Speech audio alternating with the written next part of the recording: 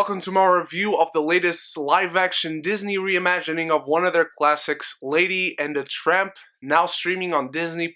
This one's directed by Charlie Bean and it stars Tessa Thompson and Justin Theroux. And before you ask, how did I get to see this on Disney+, even though Disney Plus doesn't get to the UK on March 2020, I'll let Jeff Goldblum answer that. Jeff? Life, finds a way.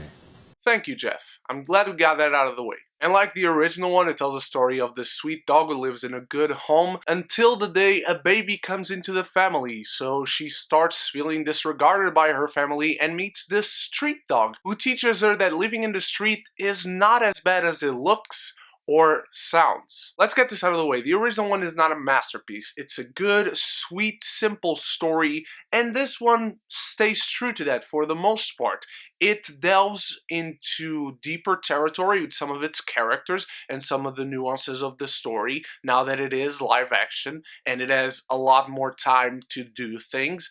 But it has a few problems of its own. Let's start with the puppies. They're cute as hell. You're going to love this movie if you're a fan of puppies. And who isn't a fan of puppies? Dogs are loyal. That is one of the lessons in this film.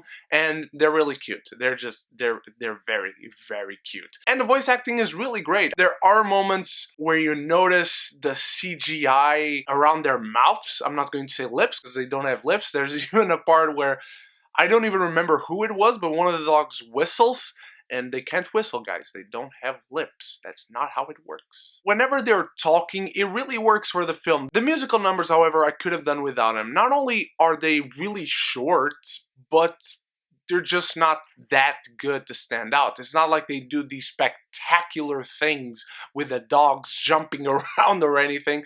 They stay true to what dogs would actually do. So the musical numbers really are very underwhelming when you think about a Disney musical number. And the human actors are pretty cool too. Mann and Kersey Clemons are really good. Yvette Nicole can be quite annoying, but I feel that's the purpose of the character. Plus, she's not in the movie much. But then there's the guy from the dog pound who's always going after Tramp. And I thought they did a really good job with that character because he was just this guy in the original, and now they delve a little bit more into that. Also, Tramp. I love what they did with this character. They don't completely change him. They just go into a territory that they didn't explore in the original, I guess I put it that way. And it makes you understand this dog a little more, why he loves the street so much, why he dislikes that the lady has to live in this house, and why he warns her that when the baby comes in, the dog comes out, and all that sort of stuff. And before I forget, I gotta mention Sam Elliot as Trusty the Bloodhound. Of course Sam Elliot is voicing this dog. Who else would voice this dog? Something that I feel this film does better than the original is make every dog that is in this film unique. The ones that... Let's talk about problems now. The cat scene and them destroying the house and Lady being blamed, it just happens. And I guess cats are mean, and that's what you can take away from that scene. But it really doesn't feel like much, same as the original. It's something that just happens for Lady to be blamed, and having a harness on her for her to ask help from Tramp. And it just doesn't give anything special to the movie, really, at least in my mind. Also, I guess I should warn you about spoilers, but if you know the original, you're gonna know this one. But either way, here's a timestamp for when we will move past spoilers. Let's talk about that finale with the rat. I feel like it doesn't really work in live action. The rat is not the best CGI this film had.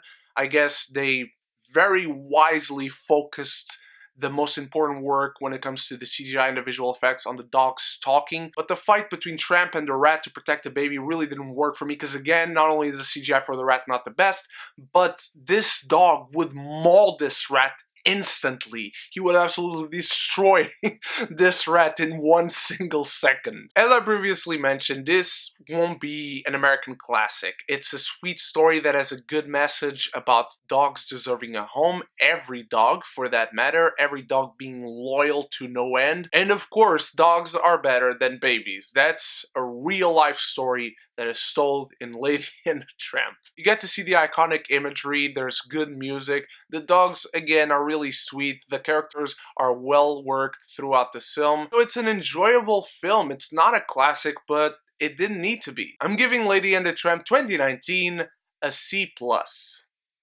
Now, what did you think of Lady and the Tramp 2019, my beautiful geekies? Let me know in the comments below, and let me know, do you have dogs? Do you like dogs? Do you want to have dogs? Let me know in the comments below, and go to Twitter and send me pictures of your dogs if you want to, because I love dogs, and I always love seeing dogs. Thank you so much for watching. You guys are the best. I still have reviews to come for The Addams Family, The Friend, and also Noelle from Disney+.